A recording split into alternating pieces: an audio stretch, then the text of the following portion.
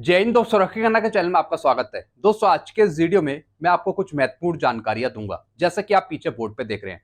सबसे पहली जानकारी मैं आपको दूंगा कुछ पेंशनर्स के सवालों के जवाब। कुछ पेंशनर्स ने मेरे से सवाल पूछे हैं तो उसके जवाब मैं आपको बताऊंगा।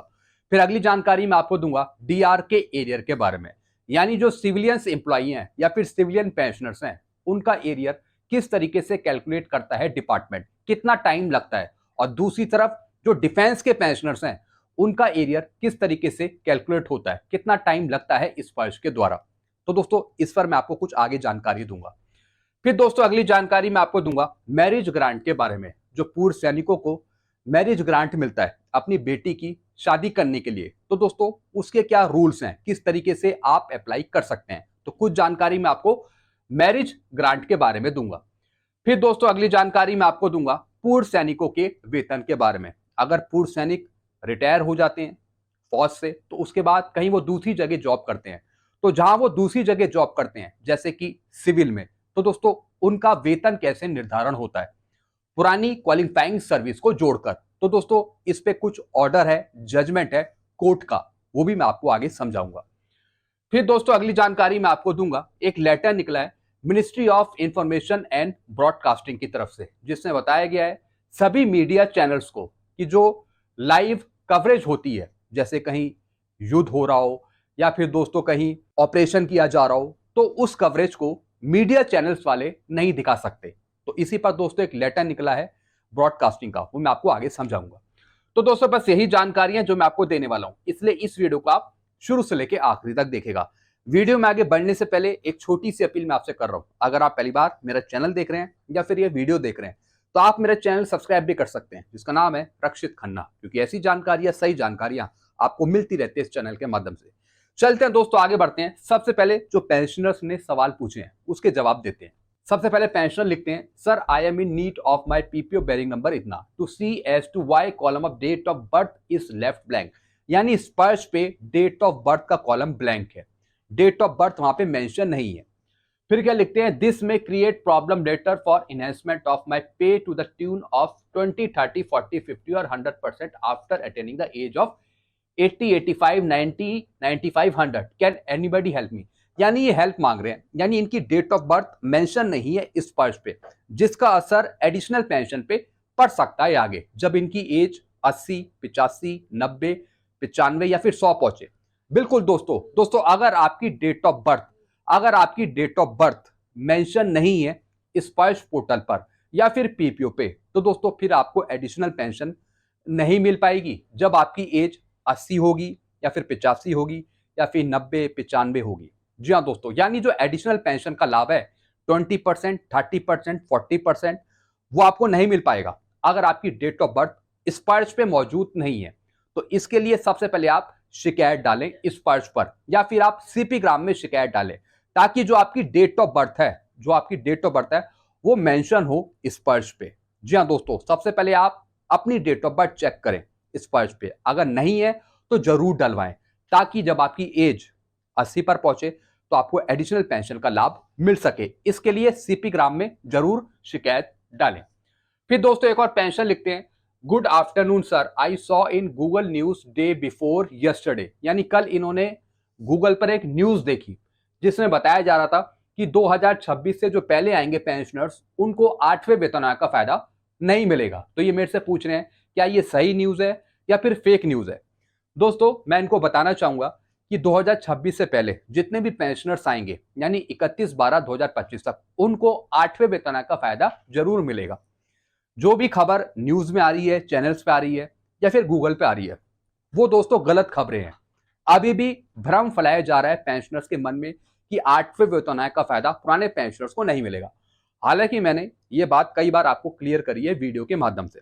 मैंने आपको बताया 8वें वेतन आयोग का फायदा सभी को मिलेगा जो पेंशनर 2026 से पहले आएंगे, बल्कि 2026 के जो बाद आएंगे उनको भी मिलेगा।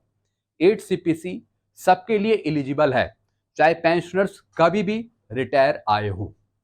तो दोस्तों ये डाउट अपने मन से निकाल लीजिए। अब दोस्तों मैं बात करूंगा डीआर के एरियर की। जैसा आपको पता है स्पर्श ने अभी तक डीआर का एरियर कैलकुलेट नहीं किया, और दोस्तों स्पर्श जो काम करता है, वो टेक्निकली काम करता है, सॉफ्टवेयर पे काम करता है। तो दोस्तों डीआर का जो एरियर कैलकुलेट करने के लिए स्पर्श ने अभी तक डीआर का एरियर कैलकुलेट नहीं किया, और दोस्तों स्पर्श जो काम करता है वो टेक्निकली काम करता है, सॉफ्टवेयर पे काम करता है। तो दोस्तों डीआर का जो एरियर कैलकुलेट करने के लिए स्पर्श ने अभी तक डीआर का एरियर कैलकुलेट नहीं किया, और दोस्तों स्पर्श जो काम करता है वो टेक्निकली काम करता है, सॉफ्टवेयर पे काम करता है। कैलकुलेट करेगा स्पर्श, उसे ज्यादा टाइम नहीं लगेगा, मुश्किल से 15 मिनट 20 मिनट लगेंगे। जी हाँ दोस्तों। और दोस्तों जैसा आपको पता है मैं भी एक सिविल डिपार्टमेंट में हूं, हमने भी पेंशनर्स का एरियर कैलकुलेट कर लिया और हमें कितना टाइम लगा, मुश्किल से आधा घंटा 1 घंटा। जी हाँ दोस्तों, क्योंकि हमने जो कैलकुलेट करा है पेंशनर्स का एरियर वो करा है दोस्तों मैनुअली, एक्सेल पर कैलकुलेट करा है और लगभग 1200 1300 1400 पेंशनर्स हैं हमारे सिविल के। तो दोस्तों जब हम एरियर कैलकुलेट 1 घंटे में कर सकते हैं वो भी मैनुअली, तो स्पर्श टेक्निकली कंप्यूटराइज वो इतना टाइम क्यों लगा रहा है। जी हाँ दोस्तों, पहले भी तो उसने एरियर दिया है, तो अब इतना टाइम क्यों लग रहा है? क्या कोई टेक्निकल फॉल्ट है जिसकी वजह से स्पर्श ने अभी तक एरियर प्रोसेस नहीं करा? यह भी एक सोचने वाली बात है। तो दोस्तों मैं उम्मीद करता हूं कि स्पर्श जल्द से जल्द आपको एरियर दे 3 महीने का, क्योंकि दोस्तों हमने तो कैलकुलेट कर दिया एरियर पेंशनर्स का, हमने तो 1 घंटे में कैलकुलेट कर दिया पूरा। तो दोस्तों स्पर्श को भी ज्यादा टाइम नहीं लगना चाहिए, मुश्किल से 10 मिनट का काम है, 15 मिनट का काम है, वो भी कंप्यूटराइज सॉफ्टवेयर के थ्रू। चलते हैं दोस्तों अगली जानकारी की तरफ। अगली जानकारी है दोस्तों मैरिज ग्रांट के बारे में। Marriage grant from KSB for daughters marriage. जैसा आपको पता है पूर्व सैनिकों के जो बेटियां हैं उनकी शादी के लिए पैसा दिया जाता है केंद्रीय सैनिक बोर्ड के द्वारा। अब दोस्तों उसके कुछ रूल्स हैं, रेगुलेशन है और किस तरीके से आप अप्लाई कर सकते हैं। केंद्रीय सैनिक board is giving off 50,000 for ex serviceman daughter marriage. जी हाँ दोस्तों, 50,000 रुपए यहाँ पे ग्रांट मिलता है, अनुदान मिलता है बेटी की शादी के लिए। इसके लिए आप केएसबी की वेबसाइट पे जा सकते हैं। हालांकि दोस्तों केंद्रीय सैनिक बोर्ड की जो वेबसाइट है वो अभी फिलहाल नहीं चल रही है, कुछ उसमें अपडेशन हो रहा है या फिर कुछ काम हो रहा है। थोड़े दिन में केएसबी की वेबसाइट ठीक तरीके से काम करेगी। अब दोस्तों इसकी एलिजिबिलिटी क्या है? Apply within 180 days from the date of marriage. जी हाँ दोस्तों, यानी जब से आपकी बेटी की शादी हुई है उसके बाद से 180 दिन के अंदर आप अप्लाई कर सकते हैं केएसबी की वेबसाइट पे मैरिज ग्रांट लेने के लिए। यानी जब से शादी हुई है बेटी की उसके बाद से 180 दिन के अंदर। Eligible only for 2 daughters. जी हाँ दोस्तों, 2 बेटियों के लिए आप अप्लाई कर सकते हैं। Document required for uploading for daughter marriage grant. जी हाँ दोस्तों, अब कौन कौन से डॉक्यूमेंट चाहिए अपलोड करने के लिए मैरिज ग्रांट लेने के लिए? डिस्चार्ज बुक की कॉपी चाहिए, फैमिली डिटेल पेज कंपलसरी जिसमें फैमिली डिटेल्स भी यहां पे मेंशन हो, proof of age of the daughter की जो एज है उसका सर्टिफिकेट यानी बर्थ सर्टिफिकेट आप दिखा सकते हैं, या फिर कोई एज प्रूफ या फिर 10th क्लास की मार्कशीट आप दिखा सकते हैं। Proof of marriage certificate. जी हाँ दोस्तों, यानी मैरिज सर्टिफिकेट उसका proof. A certificate declaration from applicant that he she has not taken any money from other sources for marriage. यानी जो शादी हुई है बेटी की उसका जो खर्चा हुआ है वो आपने कहीं दूसरी जगह से नहीं लिया है, तो उसका सर्टिफिकेट। फिर दोस्तों detail of bank account number, bank account number चाहिए उसके लिए, उसकी पासबुक की कॉपी और आईएफएससी कोड और एक्स सर्विसमैन का पीपीओ। ये सब चीजें चाहिए दोस्तों अपलोड करने के लिए, तब ये मैरिज ग्रांट आपको मिल पाएगा। चलते हैं दोस्तों अगली जानकारी की तरफ। फिर दोस्तों पूर्व सैनिकों के वेतन के बारे में बात करेंगे।